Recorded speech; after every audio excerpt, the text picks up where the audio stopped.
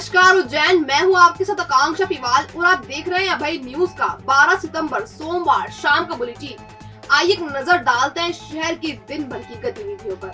इस बुलेटिन के प्रायोजक है आरके डेवलपर्स। शानदार घर खरीदें अब अपने बजट में।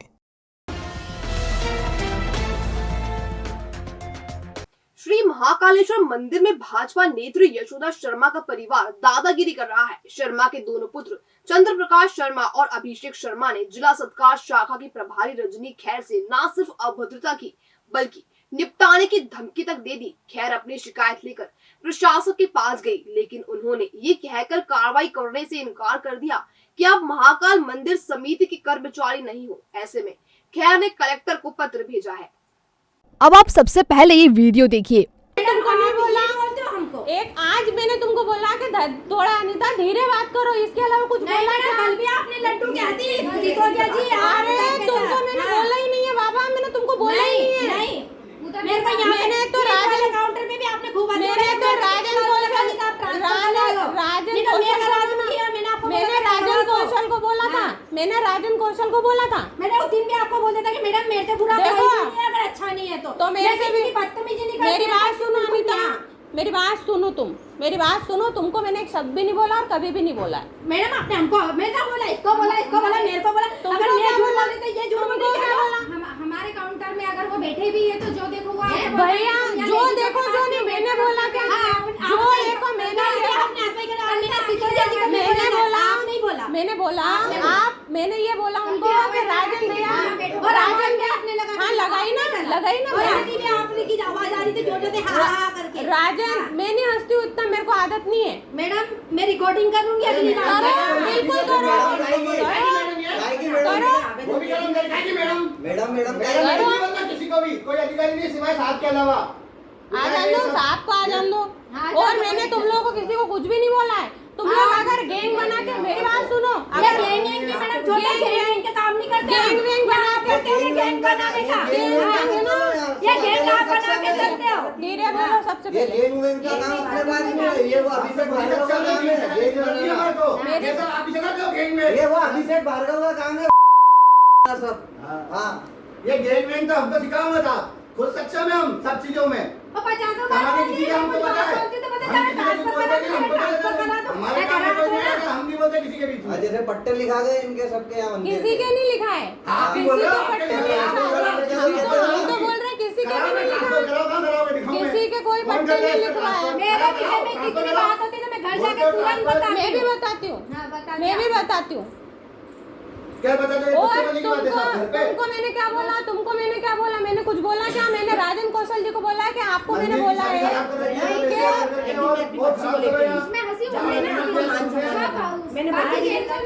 मैंने क्या बोला? आपके काउंटर पे मत बिठाओ, पीछे बैठाओ। क्या बोला मैंने? सत्यन भैया ने मेरे को सत्यन भैया ने बोला, सत्यन भैया को बोलो। मैंने बोला कि आप इनके चक्कर में बोली के सामने क्या बोला? सत्यन भैया को बोलो, सत्यन भैया को बोलो। आज हमारा आपकी वजह से आप बोलते हो बहुत बढ़िया, क्यों आवाज नीचे करेंगे? बहुत बढ़िया, क्यों आवाज नीचे करेंगे? मत करो, चिल्लाइए। सर ने बोल दिया आपकी बुद्धि है ही नहीं।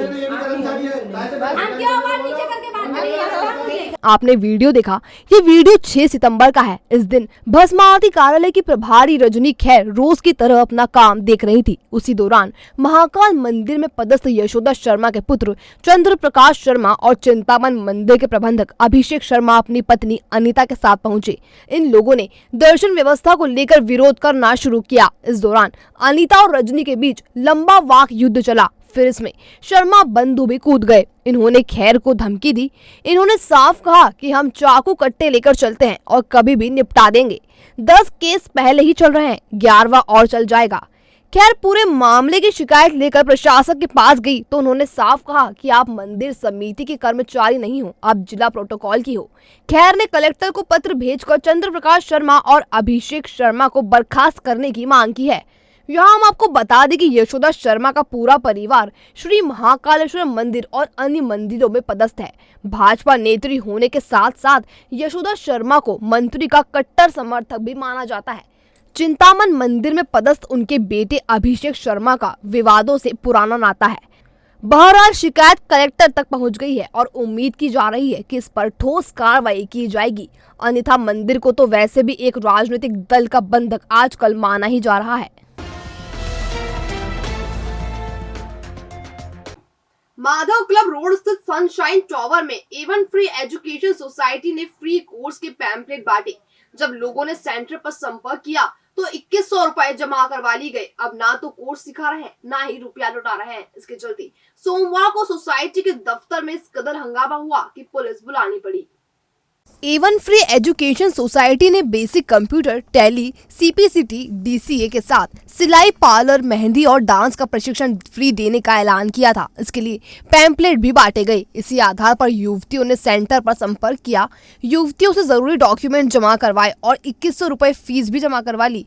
अगस्त महीने में छात्राओं ने फीस जमा कर दी, लेकिन अब सेंटर संचालक कोर्स सिखाने से आनाकानी कर रहा है। इससे परेशान युवतियों ने सोमवार को जमकर हंगामा किया। छात्रा संध्या राजपूत, अंजलि मालवीय, प्रतिभा पुसेकर ने बताया कि ना तो कोर्स कराया जा रहा है, ना रुपए लौटाए जा रहे हैं। युवतियों को स्कॉलरशिप दिलाने का भरोसा भी दिया गया था, लेकिन वह भी नहीं मिल रही। आइए छात्राओं से ही जानते हैं पूरा मामला। हम तो बहुत सारे 20-25 से भी ज्यादा है और उसके बहुत सारे लड़कियों के 2100 है, बहुत सारी के 1100 है। पैसे को देने को तैयार नहीं है। उनके इस पे पैम्पलेट पे लिखा है एवन फ्री, निशुल्क। उसके बाद में ये पैसे लेते हैं और ऊपर से ना सिखाते भी नहीं है। इतने दिन से रोज टाइम खराब कर रहे हैं। बहुत सारी लड़कियों को 4-4 महीने हो गए। उनसे पूछते हैं मैम आज भी नहीं आई, कब आएंगी? तो बोलती है कि मैम है ना, तुमको क्या करना, मैम से मैं सिखा रही हूँ ना, और खुद सिखाती नहीं हमको। धागा चलाना सिखाते हैं। धागा नॉर्मली लड़कियों को भी चलाना आता है, जो घर पे रहती है वो भी धागा चलाना सीख। उसके बाद में निशुल्क का बोल के एक सामान तक उपलब्ध नहीं करवाते हैं लोग। और यहाँ पे ना पहले से बताते हैं कि सामान तुमको देना पड़ेगा। यहाँ पे आते हैं तो सिर्फ यही बताते हैं कि तुम एडमिशन करवा लो, तुमको स्कॉलरशिप मिलेगी 5,000 रुपए। ऐसा को वैसा बट ऐसा कुछ भी नहीं। आते हैं तो अपने पैसे से ही मतलब सामान भी खरीदना पड़ता है और ना स्कॉलरशिप देते हैं ना सर्टिफिकेट देते, कुछ भी नहीं करवा। 2 महीने हो गए हैं। आई को 6 तारीख को बोला था कि अगर 6 तारीख को मैम नहीं आई है तो पैसा रिटर्न, पर अभी तक कोई मतलब नहीं है। ना मैम है ना पैसे है। उसको पैसे देते हुए हमारे पास फोटो भी है। पूरे मामले में सेंटर की डायरेक्टर जोया शेख ने अपना पक्ष रखा। आइए जानते हैं जोया शेख से पूरा मामला। सर मेरे यहाँ गवर्नमेंट गाइडलाइन अलग होती है, प्राइवेट सेक्टर का अलग होता है, जिसमें प्राइवेट सेक्टर में हम इन लोगों को फ्री क्लासेस देते हैं और गवर्नमेंट गाइडलाइन के अकॉर्डिंग हम इनको फ्री क्लासेस देते हैं। जैसे कि एनुअलम हो गया, मैपसेट हो गया, इन लोग कोर्सेज पे हम लोग इनको बिल्कुल निःशुल्क ट्रेनिंग देते हैं, जिसमें एक OBC और BPL वाले और SC और BPL वाले क्राइटेरिया के लोग चाहिए रहते हैं, जो कि नगर निगम क्राइटेरिया के। स्कॉलरशिप सर हमारे हाथ में नहीं होता है, गवर्नमेंट के हाथ में होता है। गवर्नमेंट बच्चों के अकाउंट में डालती है, जिसका हमारे पास कोई रिकॉर्ड नहीं होता है, डायरेक्ट जाता है, हमारे पास कुछ भी नहीं रहता है। हम देते हैं वही जाती है। जिन 4 बच्चों का रिकॉर्ड गया है ना, जिन 4 बच्चे जो हमारे यहाँ भी रनिंग कंडीशन में बच्चे आ रहे हैं एनुअल की ट्रेनिंग से 6 महीने पहले से, उन बच्चों को पूरा मिल गया है ना, और उनकी स्कॉलरशिप भी चली गई। सर वो फीस इसलिए डिमांड कर रहे हैं रिटर्न करने की, क्योंकि उनको प्रॉपर क्लास नहीं मिल पाई। तो 15 दिन से जो हमारी छुट्टी है, तो उसका इश्यूज ही हमारा जो चल रहा है कि हमें 15 दिन से हमारी एग्जाम चल रही है कंप्यूटर वाले बच्चों की, तो हमें सिलाई पार्लर वाले बच्चों की छुट्टी रखनी पड़ रही है। इन्फॉर्म सबको गया था सर। बच्चे उठा रहे हैं, तो बच्चों का कहना है कि हम इतना दिन नहीं रुक सकते हैं, हम इतना दिन नहीं रुक सकते हैं। तो उनका इश्यूज हम लोग क्लियर कर रहे हैं। कोई नहीं, मैं दूसरे बच्चों को बुलाई, दूसरे टीचर्स को बुलाई, तो वो इनको नहीं समझ में आता या उनको नहीं समझ में आता। उनका कहना है कि हमें ज़्यादा दूर पड़ रहा है, हम प्रॉपर 30 से 40 बच्चों को ही पढ़ाएंगे, ठीक है। और हमारी जो गाइडलाइन होती है उसके अकॉर्डिंग हम 30 बच्चों को ही बिठा के पढ़ा सकते हैं, लेकिन हम 1 से 2 बच्चों को भी पढ़ाते हैं। अभी जो बच्चों की क्लासेस नहीं लग रही, तो मैं खुद सेल्फ क्लासेस। बहरहाल फ्री के नाम पर लोगों को ठगने का मामला नया नहीं है, लेकिन ये एजुकेशन क्षेत्र में आ जाएगा, यह चिंतनीय है। कोई बच्चे को बोल रहे थे कि ये फीस इनसे ले ली है, ये फ्री का था, या कुछ जो इनको पढ़ाई वढ़ाई जो सिलाई के संबंध में जो सिलाई सिखाने के लिए है, तो वो कोई सिलाई की कोई अंदर कोई व्यवस्था नहीं है। कोई पार्लर वाले बच्चे हैं कि पार्लर के सिखाने के लिए उनको यहाँ उन्होंने फीस भरी थी, परंतु पार्लर के लिए अंदर कोई ऐसा कोई व्यवस्था दिख नहीं रही कि पार्लर को कोई सिखाने वाला कोई मटेरियल अंदर में मौजूद हो। और बाकी जो भी है बच्चों को आवेदन ले रहे हैं उनसे, और उसके बाद जैसा होगा आगे जांच की जाएगी।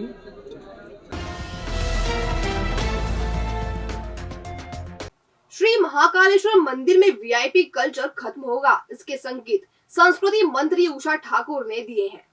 ठाकुर सोमवार को कालिदास समारोह की बैठक में शामिल होने आई थी। इसी दौरान उनसे श्री महाकालेश्वर मंदिर में VIP कल्चर के कारण मंदिर की साख प्रभावित होने पर सवाल पूछे गए। सुश्री ठाकुर ने साफ कहा कि मंदिर में VIP कल्चर नहीं होना चाहिए, क्योंकि भगवान के दरबार में सब बराबर होते हैं। सबके साथ मिलकर मंदिर के लिए आचार संहिता तैयार की जाएगी। श्री महाकालेश्वर मंदिर में नवाचार के नाम पर हो रहे व्यवस्था परिवर्तन पर भी काम करने की बात सुश्री ठाकुर ने कही है। सुश्री ठाकुर ने कहा कि गरबा पंडालों में इस बार प्रवेश परिचय पत्र के साथ ही दिया जाएगा। बिल्कुल इसकी आचार संहिता बनाएंगे और सबके साथ बैठ के बात करके, एक तो भगवान के दरबार में सब समान, कोई वीआईपी कल्चर नहीं होना चाहिए, सब समान भाव से जाएं, दर्शन करके आए, क्योंकि वो आध्यात्मिक साधना का केंद्र है। प्रतिष्ठा तो धूमिल हो ही नहीं सकती, और जो प्रयोग भी हो रहे, नवाचार भी कर रहे हैं, तो इसीलिए कर रहे हैं कि अच्छी व्यवस्था, वातावरण अच्छा है, और जो कमियां सामने आ रही है उनको जड़मूल से दूर करेंगे। पिछले दिनों आपने जी बस उसमें आग्रह इतना ही है कि जो भी गरबा पंडाल में आए वो अपना परिचय पत्र साथ लेकर आए, अपनी पहचान को छुपा कर ना आए। जी वो आयोजक लोग सब उनको पकड़ेंगे और उन पर कार्यवाही करेंगे। इस बार ऐसा नहीं होगा भाई, इस बार 2 महीने पहले बैठक हो गई, जो सहमति देंगे उन्हीं का कार्ड छापेंगे।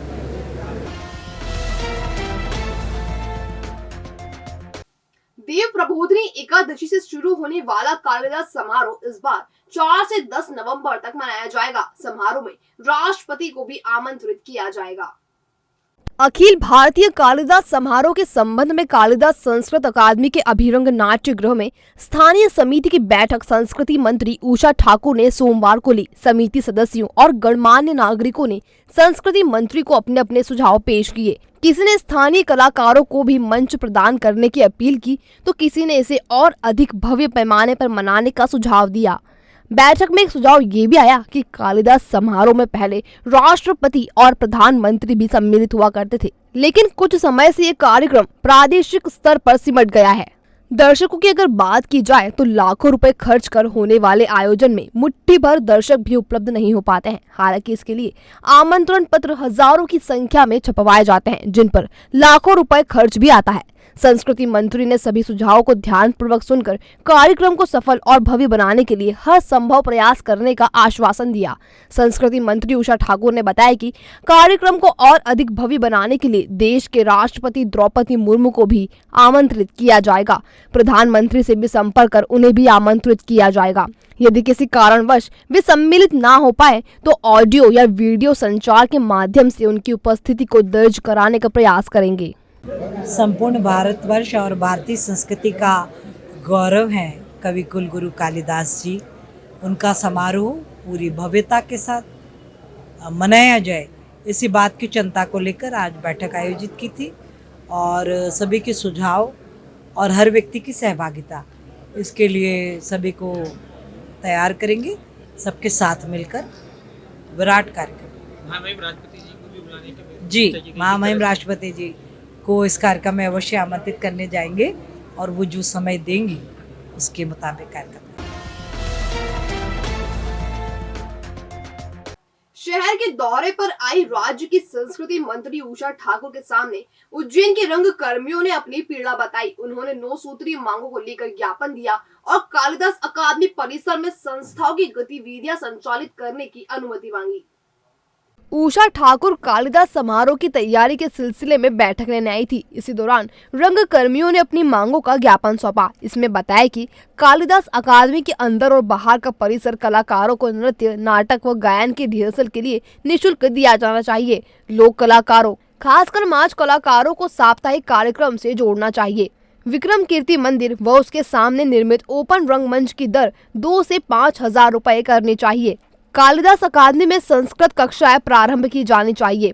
हर महीने कालिदास अकादमी में संस्कृत नाट्य प्रस्तुति शुरू करनी चाहिए। कालिदास अकादमी में सालों से जमे कर्मचारियों का तबादला किया जाना चाहिए। इसी तरह उज्जैन के कलाकारों के साथ नियमित मासिक मीटिंग होनी चाहिए। इस संबंध में रंगकर्मी राजेंद्र चावड़ा ने बताया कि मेरी मांगे उज्जैन के रंगमंच के संवर्धन के लिए है। जिस तरह आज महाकाल कॉरिडोर बना है और वो पर्यटकों के लिए है, तो उधर धार्मिक पर्यटन है, तो इस तरफ कम से कम सांस्कृतिक पर्यटन तो हो। तो सांस्कृतिक पर्यटन के लिए उज्जैन में हमको जो है मतलब किसी तरह की कोई पैसों की डिमांड नहीं है, सिर्फ स्थान की डिमांड है कि स्थान कालिदास अकादमी निःशुल्क मिले, तो कला संवर्धन में हम अपना सहयोग दे सकें। मेरे पास नियमित रूप से काम करने वाले 35 से 40 स्टूडेंट होते हैं। आप जब चाहें शाम को 6:30 बजे यहाँ ये नगर निगम का बगीचा है, अभी हम शाम को वहाँ लाइटों में काम करते हैं या सड़कों पे काम करते हैं। अच्छा, हमें कालिदास अकादमी की ज़रूरत सिर्फ इसलिए होती है कि हमारे साथ में जो है मतलब वो मातृशक्ति होती है, लड़कियाँ होती है, महिलाएँ होती है, तो उनके पानी पेशाब की दिक्कत होती है बस। तो अगर यहाँ स्थान मिले तो वो समस्याएं दूर हो। एक अन्य रंगकर्मी अक्षय चौरे ने बताया कि यहाँ के नाट्य अभिरुचि जो पैदा की है, यहाँ की नाट्य संस्थाओं ने ही तो नए नए प्रयोग करके की है और आज यहाँ स्थिति है कि कम से कम दर्शक आते हैं। तो नाट्य यहाँ की जो नाट्य संस्थाओं ने जो मेहनत की है और दर्शकों की संख्या बढ़ाई है, तो उनको तो कम से कम फैसिलिटीज़ मिलना चाहिए ना, कि भाई वो कुछ अच्छा नया करके दिखाएं, नए प्रयोग करके दें। तो यही मांग है कि भाई उनको यहाँ स्थान दिया जाए। दूसरी ये है कि आप कालिदास समारोह में इतने बाहर से जो कार्यक्रम मंगाते हैं 35-35 लाख रुपए के, वो कार्यक्रमों में यहाँ 10 कार्यक्रम हो सकते हैं। आप लोकल लोगों को तो मौका दीजिए और उसी स्तर के प्रोग्राम यहाँ भी उज्जैन में होते हैं। यहाँ के जो कार्यक्रम होते हैं, नाटक होते हैं, वो बाहर जाके सफल होते हैं और यहाँ उनको मौका नहीं दिया जाता। संस्कृति मंत्री उषा ठाकुर ने बताया, अभी वो लोग मुझसे मिले, मैंने उन सबको कहा है कि आप अपना लेटर पेड और जिन लोगों को आप यहाँ प्रैक्टिस कराएंगे वो कौन है चिन्हित होना चाहिए, क्योंकि हमारा संस्थान है, हम किसी गैर चिन्हित आदमी को भीतर नहीं ले सकते। कल कोई घटना हो जाए, कोई नुकसान हो जाए तो डरता है प्रशासन कि भाई कैसे अनुमति प्रदान कर दे। तो हमने उन रंगकर्मियों को कहा है कि आप जिनको यहाँ प्रैक्टिस कराओगे उनका नाम, उनका पता, उनका मोबाइल नंबर, उनका मतदाता क्रमांक और उनका आधार कार्ड क्रमांक एक व्यवस्थित सूची बना के दें, हम उनको यहाँ रिहर्सल की अनुमति देंगे। बहरहाल उम्मीद की जाती है कि संस्कृति मंत्री रंगकर्मियों की मांग पर ध्यान देंगी।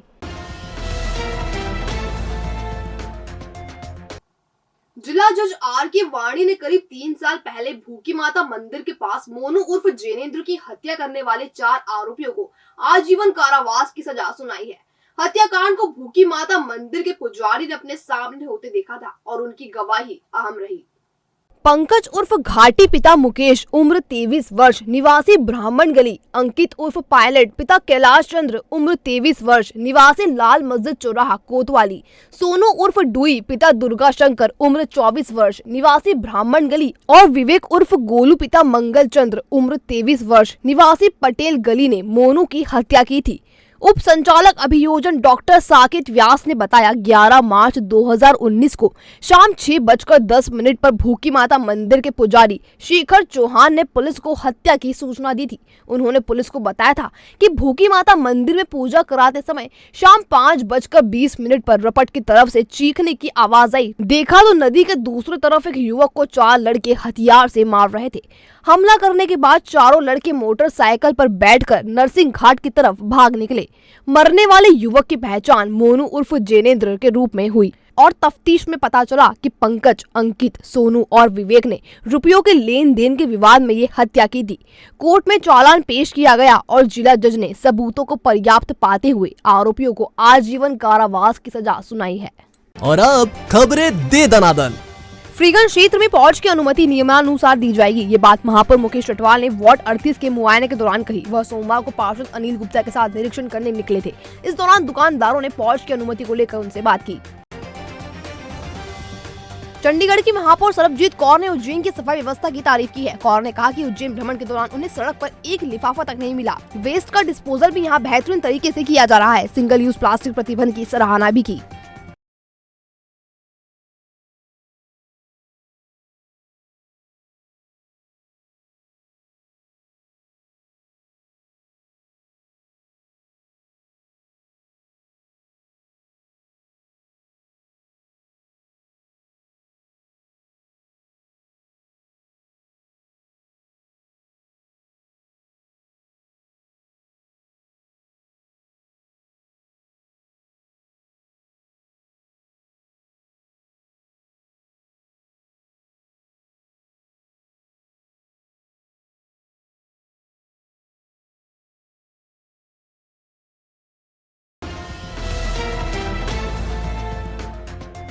भविष्य की चिंता छोड़ो, पंडित गोविंद गुरु से नाता जोड़ो। ना कोई पैसा ना कोई फीस, बस लीजिए गुरु जी का आशीष। आज ही जाने अपनी हर समस्या का समाधान। संपर्क करें 9827030415 या 9302230415। हमारा पता 8 अलगदाम कॉलोनी, सावे रोड, उज्जैन।